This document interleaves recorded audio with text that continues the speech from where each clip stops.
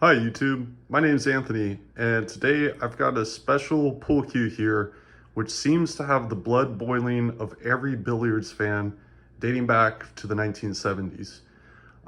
So what I found here was a green inlet or a green ringed mother of pearl design on this pool cue, which I didn't know anything about. And when I looked it up, I found out that it was stated as a Hubler Meucci. I didn't understand why it was either or why it had two names.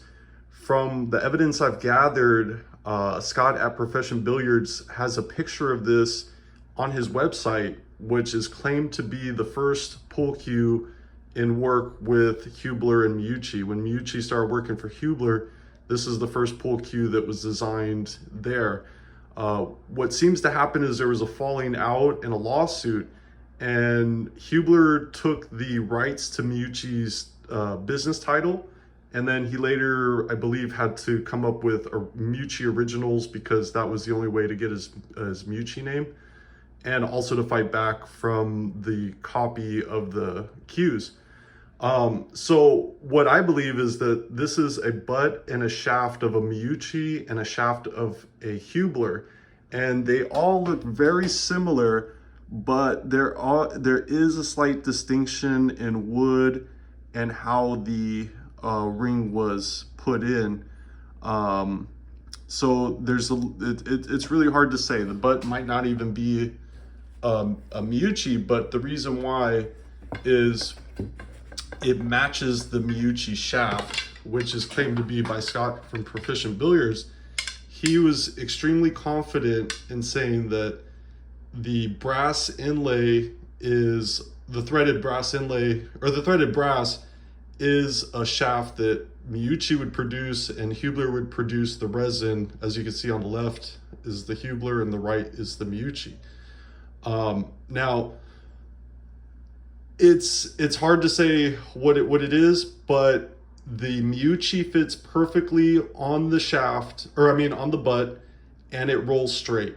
When I put the Hubler on the butt, it's extremely tight. You really have to force it to screw all the way in, and it doesn't roll straight. My guess on this is that a tournament player probably was using these and he wanted a thicker diameter and probably bought the Hubler aftermarket because of that. And I'm guessing there were some issues between the business, which I could see. A lot of times Meucci would tell people from forum stories that the cues that he made he would refuse to work on because of maybe the sourness of the business deal and also having to service a pool cue that might not be his. A lot of people would argue that they had to remind Meucci that it was purchased through him. And a lot of people had remarked that the Meucci staff was kind of one of the reasons to the downfall of Meucci lasting, because he was in such high marks and changing the game in the 70s and 80s and teaching all the great billiards company.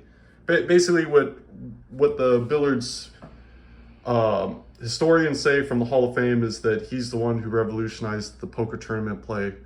As you can see, this shaft has some bumps and bruises.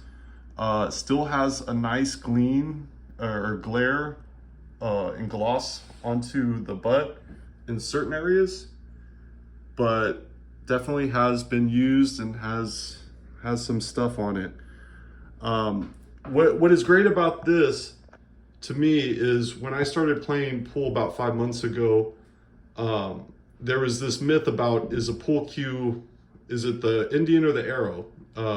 And I think there's a little truth to both sides. I think if you put so many hours of play into pool, you're going to be able to play with a stick, literally a branch off the tree. I think you'll do better than most people with a regular cue. But I think that if an average player is using a two-piece or a sliced, how Meucci designed the shafts where they would slice the wood and laminate them together. for a perfect balance, I think that you have a strong advantage and an upgrade in your shots, no matter who you are or where you're starting off with.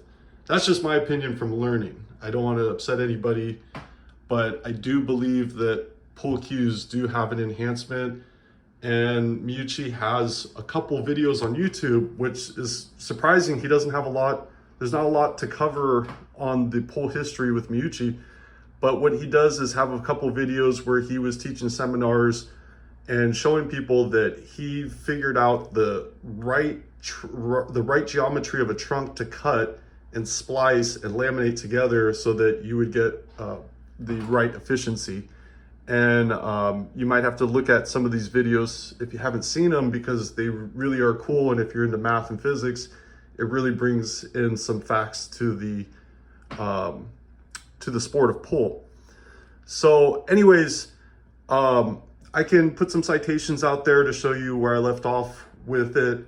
I know I'm going to get a lot of hate with this. You know, this is a very controversial subject, but I would like to just get the truth of the pull history out.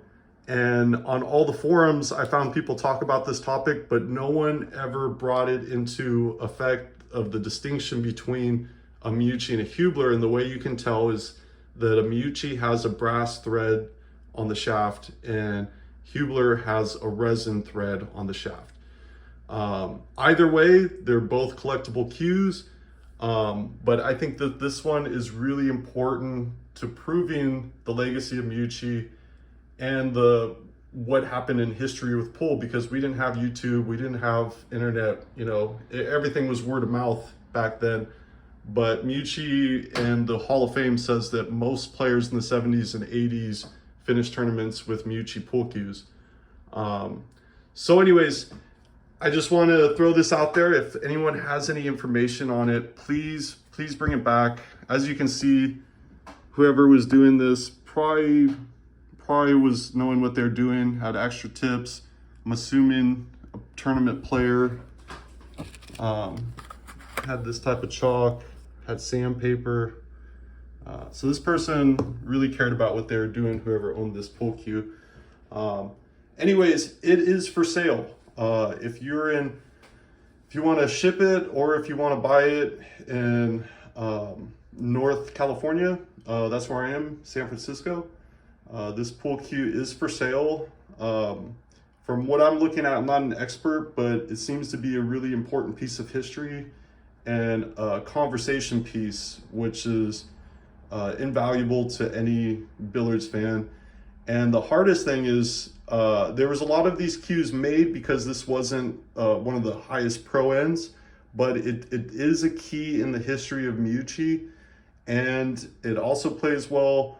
And the hardest thing is, it's hard to find this pull cue, but it's even harder to find a shaft of a Hubler and a Meucci to show the distinction and the difference. So anyways, if you want to send me a message, or if you want to go to my thrift shop, it's New Retro Thrift at the San Jose Flea Market. You can find me on Instagram there, send me a message. And if you're interested in the pull cue, we could talk about price and shipping and handling and everything.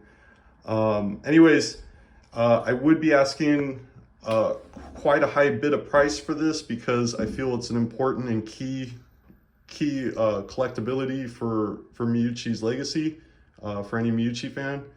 I'm also a struggling artist, so I need to try to make any investment I can and maximize off of it. I have an overhead for a store. So if you guys are interested in this cue and you're willing to pay whatever you think it's worth, let me know.